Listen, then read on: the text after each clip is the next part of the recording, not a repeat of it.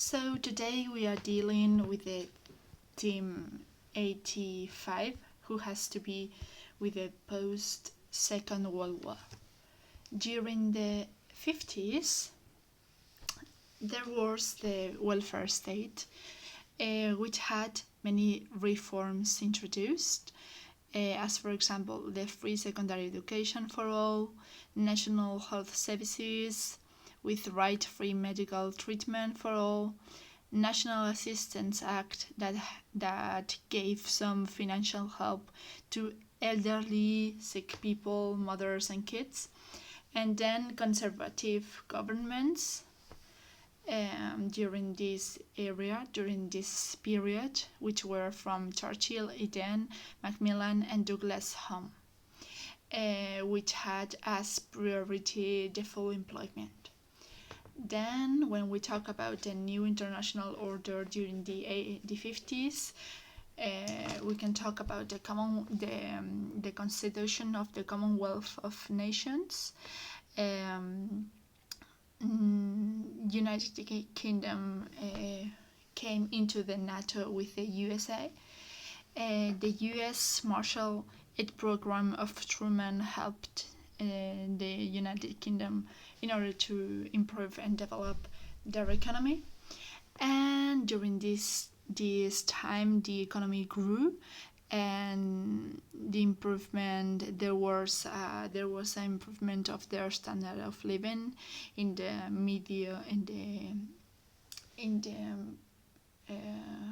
medial standards. Then we are moving ahead to the 60s. During the 60s, there was United States of Europe, and then the European Community failed the enrollment of Britain during the 63 and 67, and finally became member in the 1973. During the 60s, there was youthful rebellions, and there was huge social changes, as for example new music, as the Beatles, Mary Quant as a clothes designer who had introduced the miniskirts, and there was a defiance against the authority, which was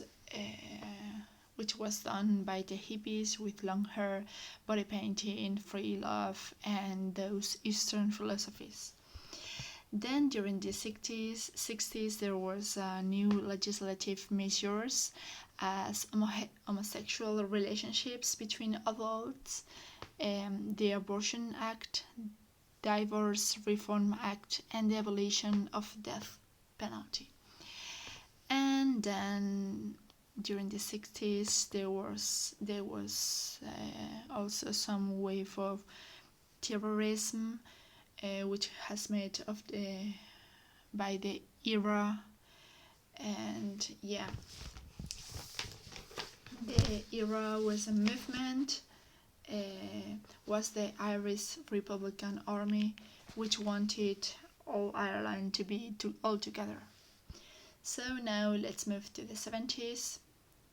Within the 70s, the inflation rose, there was a high unemployment, and the quality of life had impoverished.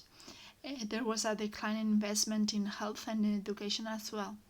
The birth rate decreased, whereas the life expectation increased.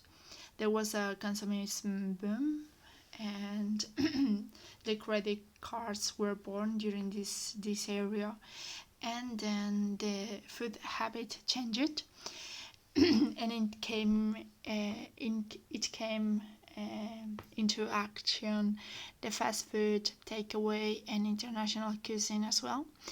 And there were new pharmaceutical products and the first generation of computers. Talking about the international order, Britain entered in the economic European community in the 1973. But the thing is that the euro currency was not accepted yet during this time. And now let's move ahead to the 80s. During the 80s, the conservative Margaret Thatcher was the prime minister. She won the elections in 1978, and she was called the Iron Lady. During this time, there were thousands of racial riots, as well of riots about football and so on. And during this time, and within the Margaret Thatcher ministry, there were a lot of economic changes of the Conservative, which boosted the economy development. The first one was the British gas, the second one BP, the third one airports, and fourth one communications and railways were privatized. The inflation finally reduced, and there were social services, and health and education suffered cutbacks. And now let's move ahead to the 90s.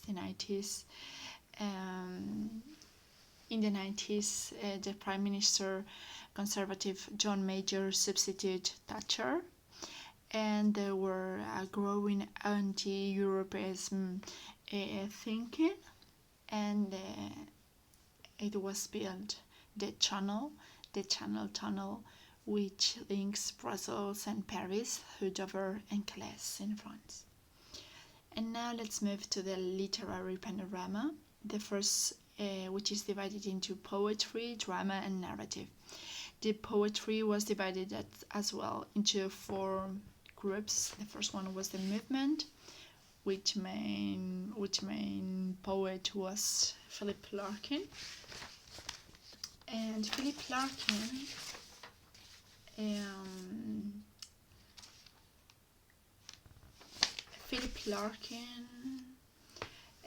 was born in Coventry, and he became a librarian. And during his work, he has done greater part of his work, and he worked with traditional constructed poetic forms, prototypical anti-hero. So he was the spokesman of the new class of poets who react against the modernism. And among his themes, as for example endurance and frustration, are linked to them aging, illness, and death. Then we have the pop poetry, which is linked with the popular music, underground happenings, and it has not endured the passage of time.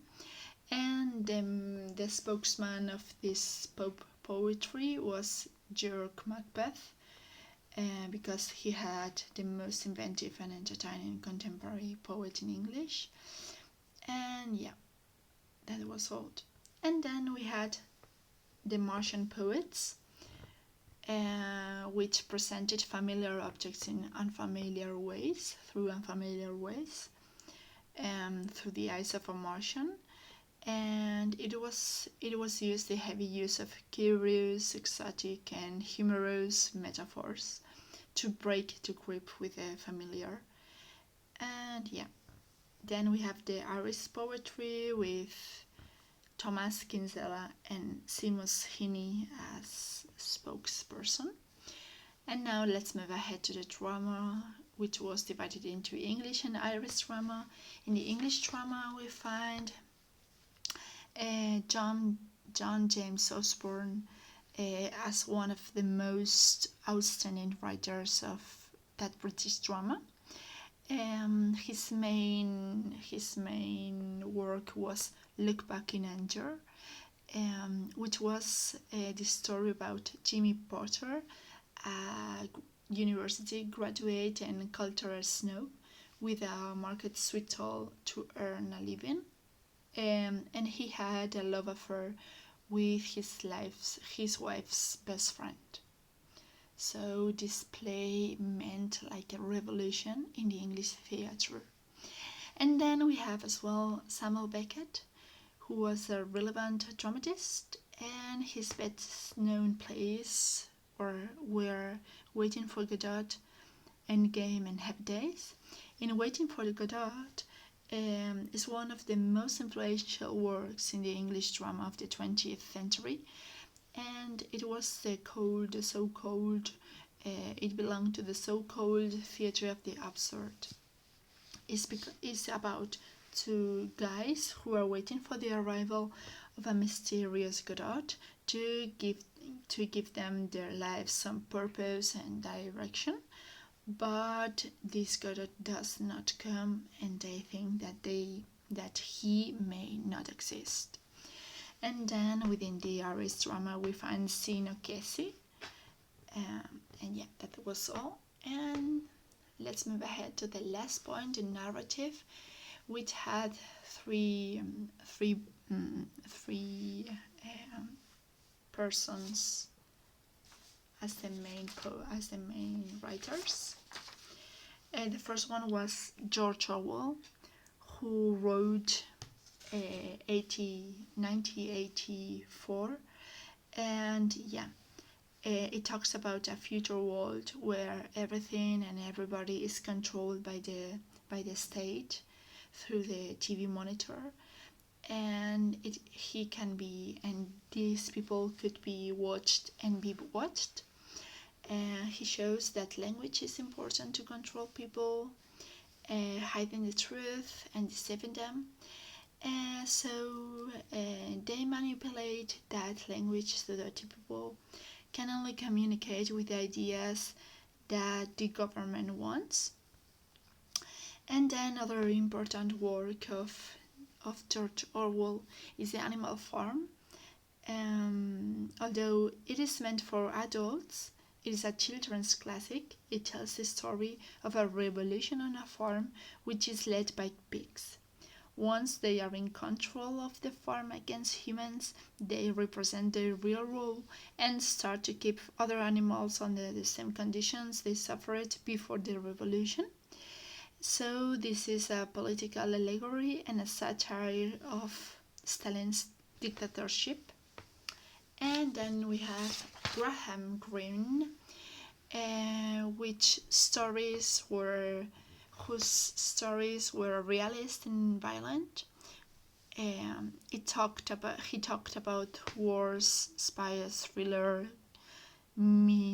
sinister characters. The individuals are always puppets of superior powers and always doubt their faith. And the last one was William Golding. He worked in a theatre as a writer, actor, and producer before the war. So there were stimulated novelists, among them Golding, to examine the nature and relation of good and evil, innocence and experience. So it was in the 1854 when he wrote Lord of the Flies, and it is an inverted Victorian boys adventure story. That was all.